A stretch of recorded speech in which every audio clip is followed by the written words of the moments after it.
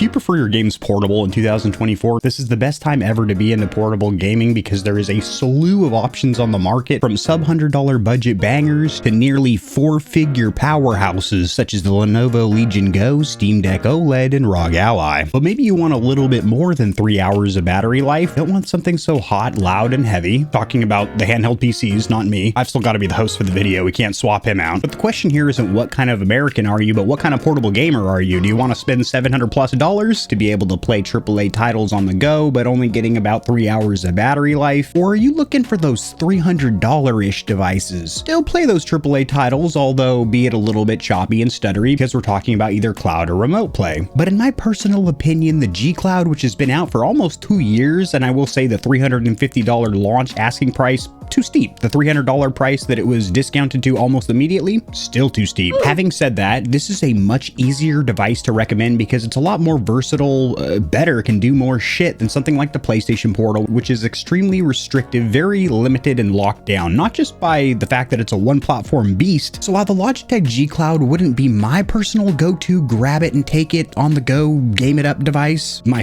favorite handheld device, that was a weird way of saying that, I'd recommend it to buyers a lot higher than something like the PlayStation Portal for the sheer versatility and bang for buck, and I think it does a lot right. Let's check it out.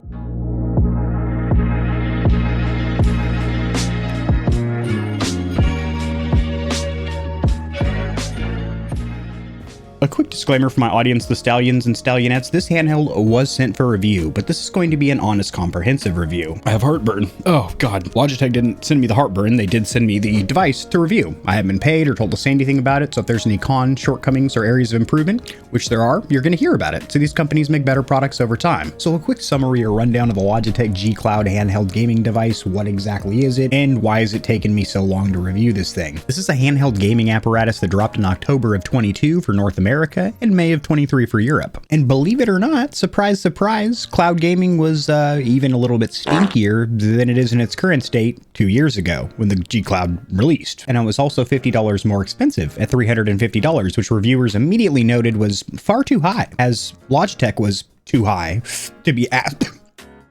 I sucked a bunch of dry air when I did that. That sucked. Much like Stick Drift does. These coffee cups are really cool. Nacon sent these out. Thank you for that. So the price was quickly dropped to $300, so not much of a deep discount or anything, but I do believe playing the price limbo, how low can you go? That is as low as Logitech can go with those devices, as it has stayed there for pretty much a year and a half now. And I do believe the asking price is still a little bit steep, considering you can get a new Steam Deck for around $300 if you don't mind getting the older first generation LCD, the one that I started on, which is a much more capable device because not only can you cloud and remote play, but you're also under your own steam or processing power, having that AMD APU on board as well. Not to mention the ergonomics, things like the rear buttons, track pads. I mean, the fucking Steam Deck's awesome. We all know that. Having said that, we're going to review the G Cloud as a $300 device because that's what it is and what it's been going for quite some time, and I don't really see that price wavering or fluctuating anytime soon. I personally think it should be a $200 device competing directly with the PlayStation Portal. I know Logitech would be taking a significant loss on those units, but that's not new to the gaming hardware world. Microsoft and Sony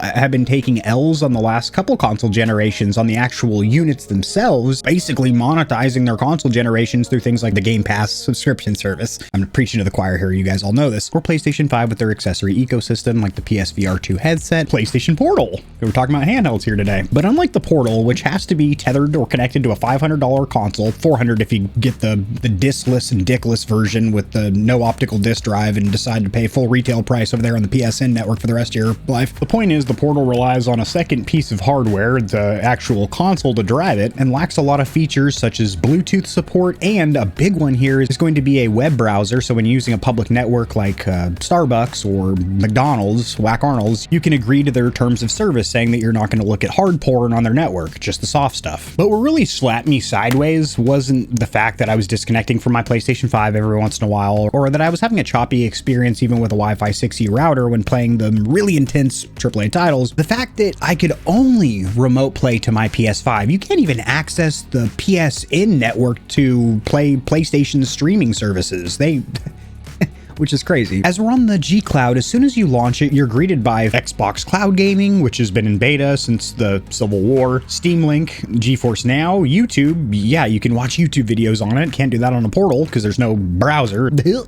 Super weird because there's a little tiny Snapdragon processor on board, so it could have a browser. Despite the fact that ergonomics and comfort isn't as good as the PS Portal, I'm sorry, I don't think any handheld is. That's what the Portal has going for it, is its insanely comfortable haunches because it feels just like you're holding a DualSense controller, and you get those DualSense features like the haptic feedback and adaptive trigs. But the ergos ain't that much worse on the G Cloud, but you can do a lot more with it. So that's why I like it more for a remote/cloud play device. Although personally, I still shout from the mountaintops to buy a Steam Deck for around $300 if you can see it at that price. You know, you'll find them out in the wild. Just bust out your binoculars, you're on safari, make sure you got your rifle ready. I don't know where I was about to go with that. I'm glad I reeled it back in before I went on a tangent for an extra 45 seconds. As for the packaging, included accessories on the Logitech G Cloud. G-Unit!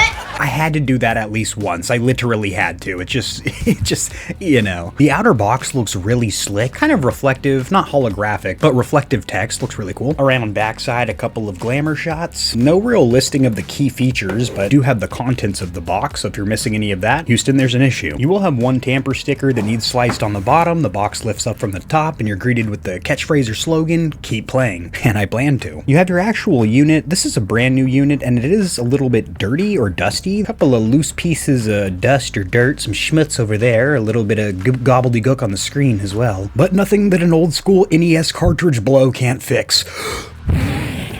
So I actually thought there'd be some documentation, the instruction manual in this little cardboard piece, so I ripped it off. It's not meant to come out. It's just held on with this adhesive. And there is no foam. This is just paper holding your product in place. There is nothing underneath this carrying tray. However, all of your accessories, the charging cable, etc. is going to be in this one box. Everything is a lot simpler and smaller in scale than something like a Steam Deck or handheld computer, as this is a streaming device. You don't really have the onboard processing, so there's not some huge charger brick, just a little USB A to C cable. Do mean little. This is freakishly short, so if you are going to be playing while topping yourself off charging, you're going to want something a little bit longer. You have your setup guide, which isn't an instruction manual per se because it's just this tiny placard and works more of a quick start guide with 2 steps. And then of course your consumer electronic regulatory information telling you not to choke out your buddy with the USB-C cable. Not that you can because it's too short to use as a garrote wire, but don't do anything else stupid with this, like schwack your friend in the kneecaps. We got a little peely boy. Get ready for it.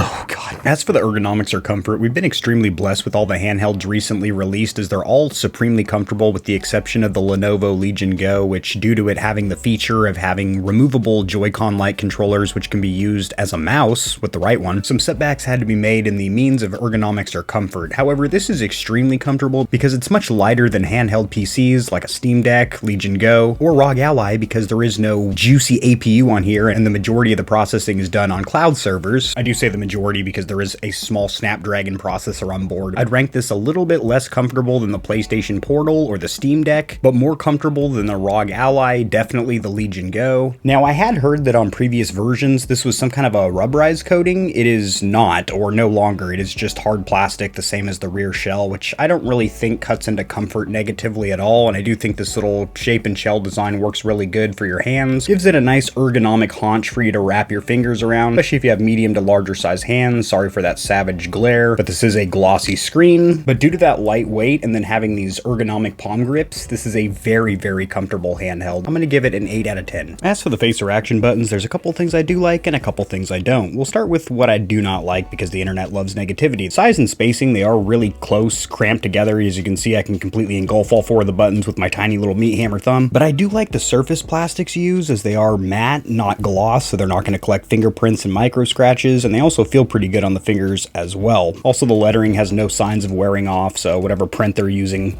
nice. They also don't have much in the means of travel and are virtually silent. They are membrane switches, so they can get stuck in because there is a little rubber plunger mechanism underneath this front faceplate, but I haven't heard that that's a common point of failure on these. So my only real complaint here is going to be the size and spacing, but it's a compact handheld gaming device, so that's why it's so goddamn small. The D-pad I went back and forth with, but they're a little bit too floaty for my liking, meaning if you rest rest your thumb in the middle and try and do roll-offs, it feels a little bit mushy as it is a membrane switch, and you don't really get any tactile actuation, except for on the left. For some reason, it's more tactile over here than any of the other 3 directions. So I don't know if I just got a little bit of a faulty unit or what, but that felt a little bit weird to me. I do like the plastics used. Again, feels almost identical to the face buttons. I just wish there was a little bit more of a positive actuation for the 4 main inputs and then also diagonals as well. I'm going to give the face or action buttons and the D-pad a 5 out of 5, a pop. Serviceable, but not great, especially in comparison to some of its competitors. As for the bumpers or triggers, there's not much in the means of stippling or grip. You do have these lines, but it's still slick plastic, so if you're somebody that gets sweaty, then your fingers might be slipping off of these little bad boys, but I had no complaints here. Actuating the bumpers happens very easily with both the meat or tip of your finger, although I will say it's much easier with the mate because it's on a swivel or hinge mechanism, and it definitely takes more force to actuate up here. But the bumpers worked as needed. I'm going to go ahead and give them a 6 out of 10. These triggers are analog, so you can modulate the throttle and brake in a racing game, or play games where you need to hold the trigger a certain amount. However, it doesn't have a whole hell of a lot of travel, and I was actually shocked by how much resistance. These things are spring-loaded with a strong degree of resistance,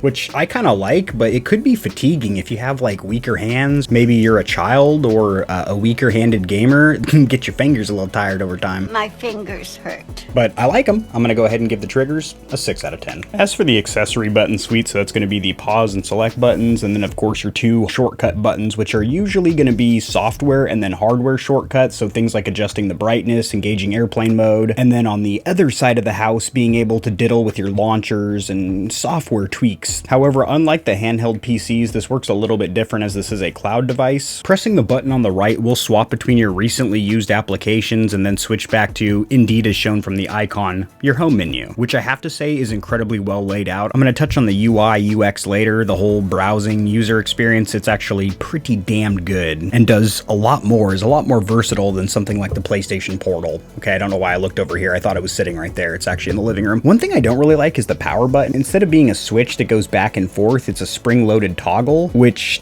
I don't know, it just diddles with my noggin in a way that I don't like. I think the trim looks really cool with the highlighter yellow in there. It matches the bases of the thumbsticks as well as the G button over there. I'm from the streets, man! And if this had rear buttons, it would be cool if those were also highlighter yellow, maybe a little color pop back there, but you know, maybe a pro version of this bad boy. And you might be wondering what these small dots are for, just like on the Steam Deck, although a lot more noticeable here and on the ROG Ally because they're white devices in comparison to something like the Steam Deck, which is black. These are going to be for maintenance. If you ever need to remove the screen, you can drop a little tool in there and pop the screen out. The accessory buttons do feel different, these top 2 versus these bottom 2, but it's not a huge deal. It doesn't really dick with the senses, and I have no complaints. Other than the power button, the volume rocker feels nice. It's a little bit louder than I'd like, but it's very easy to adjust the volume on the fly. Fingernail up underneath that tray. You are going to have your micro SD card slot, 3.5mm headphone jack on the bottom, as well as a USB-C port for charging. I do prefer having the port or plug on the bottom. Some people prefer it on the top. I mean, ideally, like the Lenovo Legion Go, if you can have it on the top and bottom so people can pick and choose where do you want to be plugged in and charging. And you do have 2 downward firing stereo speakers. No kickstand on the back of this tablet, so that's kind of interesting considering one of the main things you can do with this is watch YouTube videos. It's even pre-installed, and it'd be nice if you could just prop this up, but you need to get an aftermarket case to do that. Physically, these thumbsticks aren't very offensive. They do have a good range of motion, good travel. The rubber silicone compound used is actually quite grippy, clicking in the sticks,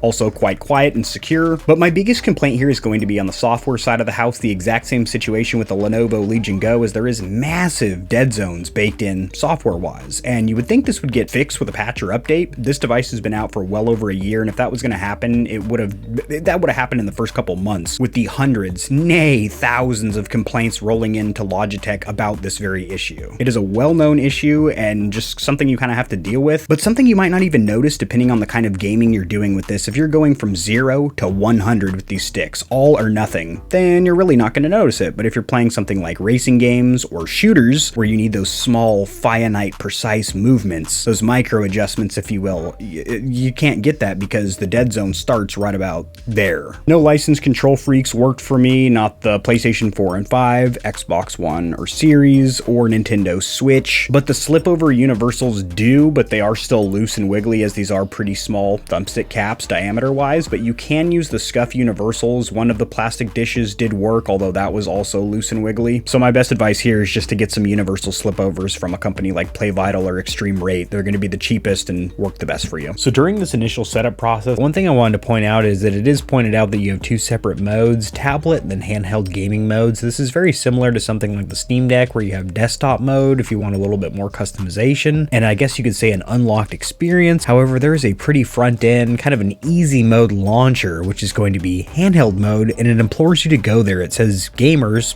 that's us, go here. So you click that, hit next, you're on your way. Now you can use the touch screen or the face buttons to navigate, and that's something that's worth noting is that you can only navigate certain menus with the touch screen. When you're actually set up and using this for gaming, you cannot use the touch screen for a lot of menus or interfaces. Designed for cloud gaming, but works for local streaming as well. Neither of those are as ideal as gaming off of native hardware. I will say that right now. I really do like this easy mode, hold my hand, walk through setup mode. It makes it very easy to set up, just like the Steam Deck, which is incredibly user-friendly. It tells you, hey, this is confirm, this is go back. It tells you, even if you're not accustomed to normal consoles and controllers, A is always confirm, B is go back. Okay, the setup process is actually a little bit frustrating. Frustrating. It's frustrating. It's frustrating. It's frustrating. It's frustrating. Because you need to go through a certain combination of button presses in order to move on to the next section. And as you can see, that yellow line or bar at the bottom, which is now fully across the screen, is basically your loading bar. And you need to go through multiple steps where you're struggling to figure out, fuck, how do I just get up to gaming with this thing? There's a lot more hoopla and bullshit holding your hand, kind of user-friendly stuff, because this is designed people that like electronic goodies that might want to game a little bit because it's a cloud gaming thing. So it tells you things that you fucking know as a gamer, like A is always select or confirm, and B is always go back or cancel, unless you're on Nintendo. Placards, the first couple of steps, which it's a little bit too simplified for my liking. So when I first got the device, the system chimes or chirps were driving me absolutely crazy, and it's actually a separate setting. You have your volume toggle here, but then you also have SFX, or of course, sound effects, a separate slider or toggle. So usually it would just be a little option that says something like system sounds or chirps, but no, it's this slider right here. As for the actual user interface, the operating system, if you will, what can you do with this thing? Launchers and media and entertainment. Well, you have YouTube pre-installed, which actually looks really good watching YouTube videos on this thing. Speakers aren't the best or most impressive, but video quality, I had no complaints watching YouTube videos. You do have two Xbox logos. One of them is going to be xCloud, which has been in beta for a long time, but it works. This one over here is going to be linking to your Xbox console or managing your account, things like that. xCloud is the actual place to play games. Steam Link lets you link up to any gaming PC in the local network. For running Steam, you do have a web browser. PlayStation Portal, take note, a web browser, a way to browse the web, which is almost crucial so you can join public networks like at a Starbucks or a hotel where it makes you agree to the terms of service. And then NVIDIA GeForce Now, which has been, I'm not going to say underrated, but they've been around for fucking ever, and I don't really hear them getting talked about very much in comparison to things like xCloud and Steam Link. Now, you can only have one of these services open at once. It will prompt you to close whatever's open. And then over here in all apps, I was pretty happy to see that there's not really much or anything in the means of bloatware. There's not Clipchamp, TikTok, or Amazon Prime Video, things that I don't really need on this device. So I didn't need to uninstall anything, which was pretty sweet. And if you want to add any of these to your home menu, you can pin them to your quick start, which is this menu. Everything else navigation wise is super easy. Your settings are right here. Go ahead and give it a little double tap. Screen is also incredibly responsive, and you can also navigate with the D-pad, analog stick, or face buttons. The screen, I do believe sacrifices were made for cost-cutting measures. However, since this is a cloud device, tapping the resolution at 1080p and the refresh rate at 60 Hz isn't as detrimental. You are still at a 16:9 aspect ratio, so there's not going to be any weird borders in most games. And the screen itself is an IPS LCD, which is a little bit disappointing to not get the inky blacks and rich, vibrant colors of an OLED. However, again, cost-cutting measures here. Brightness is 450 nits, which felt really good in indoor play. However, the very few times I take it outdoors, I wish it got just a little bit brighter. And as for the size, no complaints here, 7-inch diagonal, although there are some rather large black borders around the outside, and I'd like to see with a G Cloud 2 smaller bezels, but the same body or dimensions, which would technically make the screen larger just by minimizing the bezels. We saw this technique done with Valve and the Steam Deck OLED. The screen is multi-touch. It doesn't say how many fingers that is, but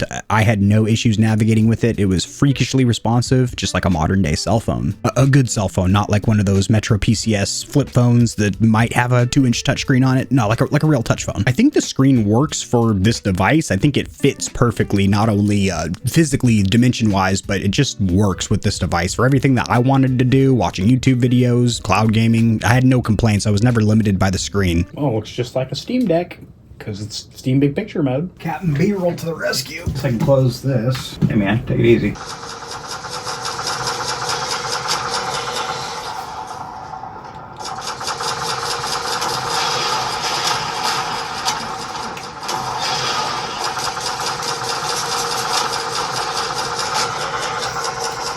The fucking dead zone is unbelievable. You might just think I'm savagely inaccurate, and that might be the case as I get melted here like a stick of butter in a microwave, but the problem is the fucking dead zones here are almost as bad as the Lenovo Legion Go.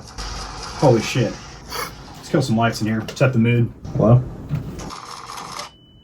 Oops. Trying to tap on my camera to set the autofocus, and I tapped on the screen of my gaming device, sending an RPG into the floor and shrapnel into my satchel. That sucks. Things I do for a review, eh? Yeah, there's like no input lag or delay with this game, but when you start playing something a little more intensive, like, man, Cyberpunk 77, sweetheart, pop up for the red launcher. Hello? Oh my god. Super hard to address it. There we go. Oh, fuck off. This is the issue you run into. It's kind of hard to navigate sometimes. And then unlike the Steam Deck or something, if you're kind of gummed up, there's no real like back button or anything, because this will just take you to, well, the home menu showing, yeah, you've got Steam Link open, and this is accessing my PC. This is my actual desktop right now. This is a browser window. You've got all your desktop shortcuts down there. Totally playable. So it's 1080p, but it's not choppy or stuttery or anything. And it seems a lot more consistent than the PlayStation Portable. Well, yeah, it is portable. The PlayStation Portal as well. And I wasn't really transported to another dimension through that portal other than a little bit of Frustrationville, USA population me. As you can see, I'm just running around like a sideshow takeover in a, Oakland intersection, but I'm just jumping on car hoods and shit here to test the rock solid performance and nature of it feels like the PlayStation Portal, but more solid. You have a little bit of that haze, that pixelation that you're going to get through cloud streaming because you have a bit rate and whatnot. It's not like gaming on native hardware where the graphics can look, well, as good as the native resolution of your monitor, which in this case is 1080p, 60 frames per second, which is a perfect cap or limit because that's pretty much the cap or limit of modern cloud gaming. Geez, can I acknowledge this thing? Just get the fuck out of my playthrough. Okay, I acknowledged that pop-up and I plugged in my microphone. I'm a real YouTuber now. Look at me, Geppetto. I'm a real boy. I'm a real YouTuber. I have a microphone. Hold down this button, pops up a little Steam overlay, which gives you another volume control. It can be a little confusing because you have one here for Steam, another one for the actual device up top. This is going to be some Steam controls, such as switching between gamepad or controller mode and virtual mouse mode. Raticoli, cousin of Ratatouille. Speaking of Raticoli, how radical are the fucking curbs here in Night City? Battery life is an aspect where a remote or cloud play device is going to shine over a native, I've got the hardware on board handheld PC like the Steam Deck, ROG Ally, or Lenovo Legion Go, which all only gets you a handful of hours of gameplay, especially with modern AAA titles, as where the G Cloud can get you 12 plus hours, but that is with the screen brightness at about half, same thing with the volume, and despite the fact it is cloud play, it still does matter what game you're playing. I did notice decreased or crappier battery life. Playing a more resource intensive, graphically impressive modern title, I still don't really recommend for cloud gaming in 2024, even with Wi-Fi 6E and all that other fun stuff. But there is somewhat fast charging, as if you use the 18 watt USB-C Qualcomm 3.0, the fast charger, you can top off to 100 in about 2.5 hours, which is good, but not great. But what I would deem quite great is the actual battery life, as I was averaging about 8 to 10 hours in my playthroughs, which is a lot better than the 2 to 3 I'm used to with handheld PCs. I pretty much just stay attached to the charger with those. So what you've all been waiting for, how's the actual gaming performance with this gaming device?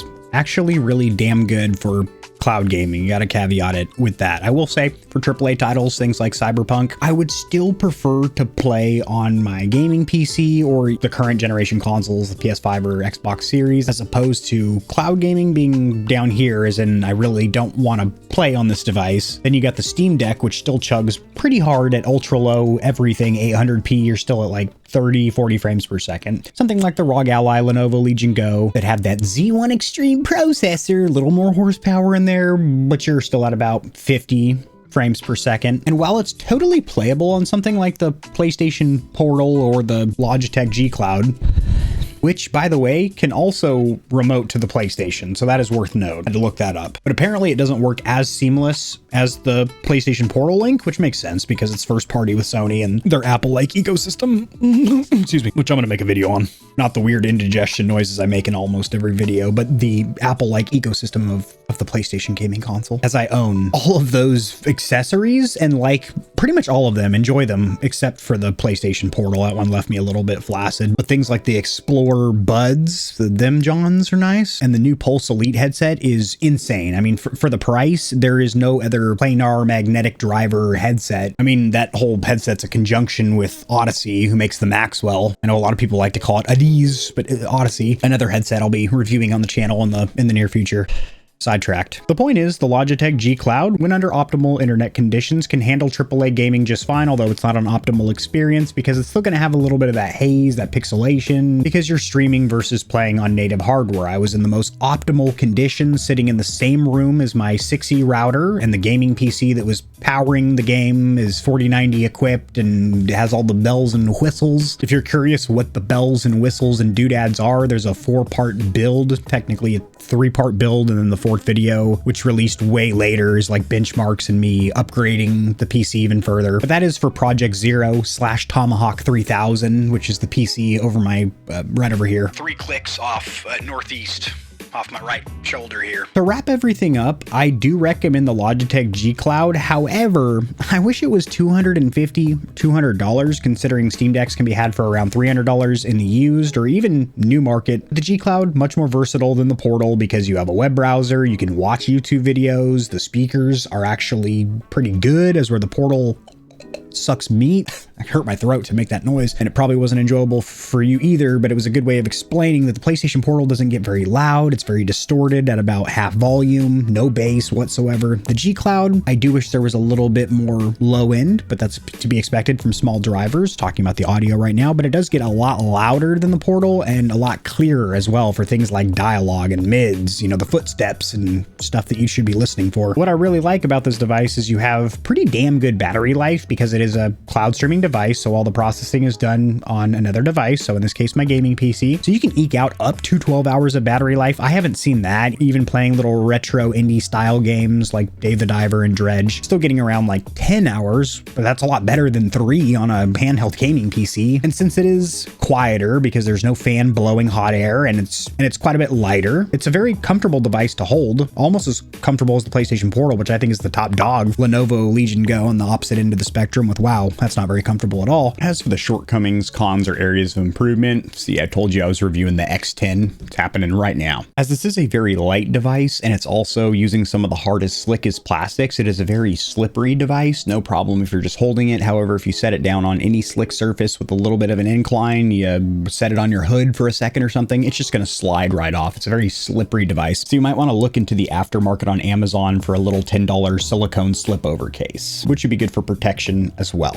Along those lines, there's a micro SD card slot, but you really don't need that despite the fact the device has hardly any onboard storage. You're not actually installing and storing any games there. You're just cloud playing them, which is a perk of cloud gaming. You don't have to install a game or wait for updates. So if you see a game and you're like, I want to try that out, just like, you know, Netflix, you just click on the placard. Doesn't happen quite as quick as something like a streaming service for videos, but, you know, give it a minute or so and you should be up and running. The biggest con here is simply going to be the price. I don't know how much Logitech is producing using these units for, but if they could sell them for $200 US, that'd be slick. If they can't, if they could sell them for $250, that'd be fantastic. If they can't, they're going to sell them for $300, which they have been for about a year now. The price dropped almost immediately after launch because reviewers were all saying $350? Are you fucking high for this thing? And they continued to be a little bit stoned on the price, but not like full blown baked into the couch or anything like that. And the last thing I want to touch on, it ain't pros or cons or anything like that, but out of the 4 launchers or 4 pools of places to play games, what do I recommend and what do I not? NVIDIA experience has been around forever. However, I do still recommend, if you have a gaming PC in your house, to use Steam Link. It seemed like the resolution was the crispest, I had the least amount of input lag or delay, and overall the experience was the best when using Steam Link with my PC. But if you do not have a gaming PC, then I do recommend xCloud Gaming. As we're with xCloud, you do get cross-platform saves on a lot of the games. So if you want to play Halo Infinite via cloud and then hop onto your console and then hop over to your PC through the Game Pass launcher, those are all linked up on the same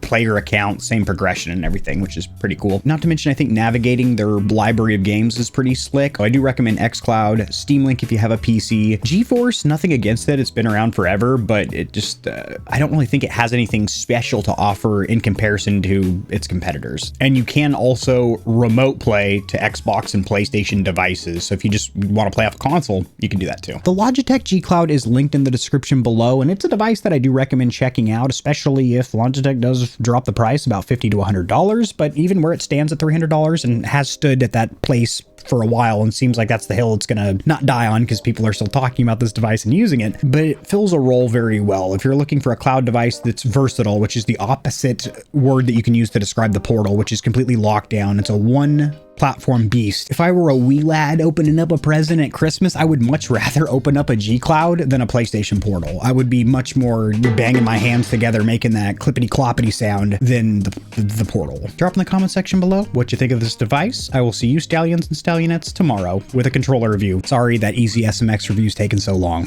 See ya. Peace. If you enjoyed the video, liking it helps it to get seen by more gamers, so this information will reach and assist them as well. Much like the back of the TV, I've got plugs for all of my socials down there in the description below. And your wallet will greatly thank you if you check the description because there are exclusive discounts on a ton of products, including controllers, KontrolFreeks, keyboards, mouse pads, clothes, and energy drinks. And keep in mind that you, the viewer, keep this channel running. The more Stallions and Stallionettes trotting around the stable, the better, so mollywop that subscribe button like it owes you money, and we'll have the same amount of fun tomorrow.